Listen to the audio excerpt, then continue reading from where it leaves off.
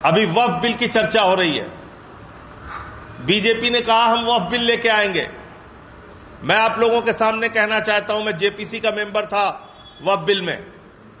मैं आपके सामने कहना चाहता हूं, अगर बीजेपी वक्फ बिल लाएगी तो वो मोदी जी की सरकार गिर जाएगी। अगर बीजेपी वक्फ बिल लेके आएगी तो मोदी सरकार गिर जाएगी, क्योंकि चंद्रबाबू नायडू ने, नीतीश कुमार ने, चिराग पासवान ने, जयंत चौधरी जी ने, सब ने मिलके अल्टीमेटम दे दिया है। और क्यों दिया है? क्योंकि इनकी जमीन अपनी खिसकने लगी है।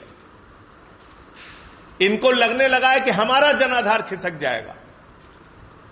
वो चाहे नायडू जी हो, चाहे नीतीश जी हो, चाहे चिराग जी हो, चाहे जयंत जी हो, इनको सबको लगने लगा है कि हमारा तो मामला गड़बड़ हो जाएगा। इसलिए ये वक्फ बिल अगर मोदी सरकार लेके आई तो मोदी की सरकार गिर जाएगी। उनसे ये सारे लोग समर्थन वापस लेंगे, ये मैं कहना चाहता हूं। और वक्फ बिल के जो प्रावधान हैं उसकी मोटी मोटी बात आपके सामने रखना चाहता हूं। बार बार सच्चर कमेटी का जिक्र होता है। कहा जाता है कि सच्चर कमेटी की रिपोर्ट में लिखा है कि अगर वक्फ की संपत्तियों का सही सदुपयोग हो तो 12,000 करोड़ की आमदनी हो सकती है। तो मैंने कहा इसमें ज्यादा मेहनत करने की जरूरत नहीं। एक नीरव मोदी को पकड़ के लाओ, 20,000 करोड़ वसूलो उससे, 12,000 करोड़ वक्फ को दे दो, 8,000 करोड़ रुपए अपने पास रखो। और आमदनी कैसे हो सकती है? वक्फ की जमीनों में मस्जिदें हैं, तो क्या ईसा की नमाज के लिए, जोहर की नमाज के लिए, मगरिब की नमाज के लिए टिकट लगाया जाएगा मस्जिदों में?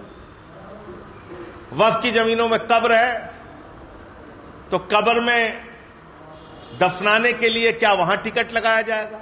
इमाम बाड़े हैं, क्या वहां टिकट लगाए जाएंगे?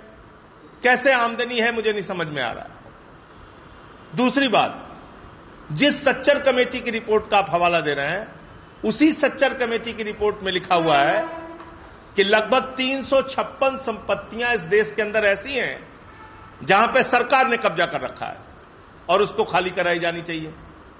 तो हाफ ट्रूथ यानी कि अर्ध सत्य नहीं बोलना चाहिए, सुविधाजनक सत्य नहीं बोलना चाहिए, पूरा सच बोलना चाहिए। मैं जेपीसी में था, मैंने वो रिपोर्ट देखी है।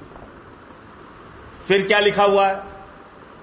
खुद minority affairs ministry, inverted comma में बोल रहा हूं, माइनॉरिटी अफेयर्स मिनिस्ट्री ने हमारी कमेटी के सामने आकर स्वीकार किया था कि सुप्रीम कोर्ट में मोदी जी की सरकार ने शपथ पत्र दिया है कि पूरे देश में जितनी भी वक्फ की संपत्तियां हैं उसमें से 99% संपत्तियां रजिस्टर्ड हैं, पंजीकृत हैं और ऑनलाइन हैं।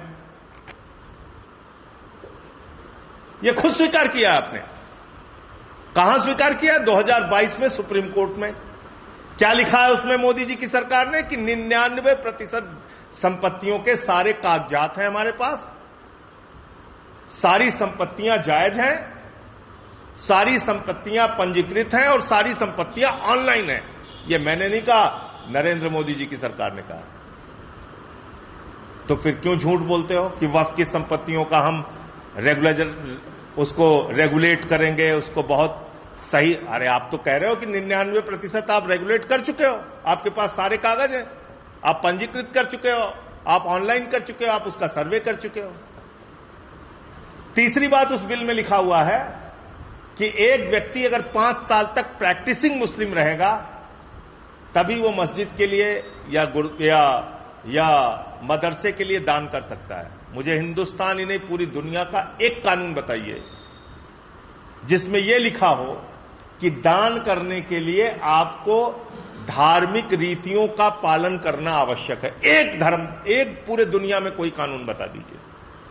अरे भैया, नास्तिक व्यक्ति भी दान कर सकता है जो किसी धर्म को नहीं मानता। आपने ऐसा कानून बना के रखा है, 5 साल का प्रैक्टिसिंग मुस्लिम। और इन सब के बाद जो बात मैं कहने जा रहा हूं, इसको रिकॉर्ड करके रखिएगा। ये वो पार्टी है जिसने डिफेंस की जमीन प्रधानमंत्री के दोस्त को दे दिया अयोध्या के अंदर। ये वो पार्टी है जिसने राम मंदिर के चंदे में घोटाला किया और 2 करोड़ की जमीन 18.5 करोड़ में 5 मिनट के अंदर खरीदा और घोटाला करने का काम किया। जो प्रभु श्री राम के नाम पर जमीन में घोटाला और भ्रष्टाचार कर सकते हैं, अगर आज वक्फ का बिल पास होगा, कल मंदिरों की जमीनें कब्जाने का बिल पास होगा, फिर गुरुद्वारों की जमीनें कब्जाने का बिल पास होगा और चर्चों की जमीनें कब्जाने का बिल पास होगा। क्योंकि जाहिर तौर पे धार्मिक स्थलों के आसपास जो धार्मिक स्थलों की जमीनें हैं वो महंगी हैं, महत्वपूर्ण स्थानों पर हैं और उस पे मोदी जी के दोस्तों का अच्छा व्यापार चल सकता है। तो अगला मकसद इनका मंदिर, गुरुद्वारा और चर्च की जमीनें कब्जा करने का भी है। उसके भी संबंध में बिल लाके और उनकी जमीनें कब्जा करने का इनका मकसद है।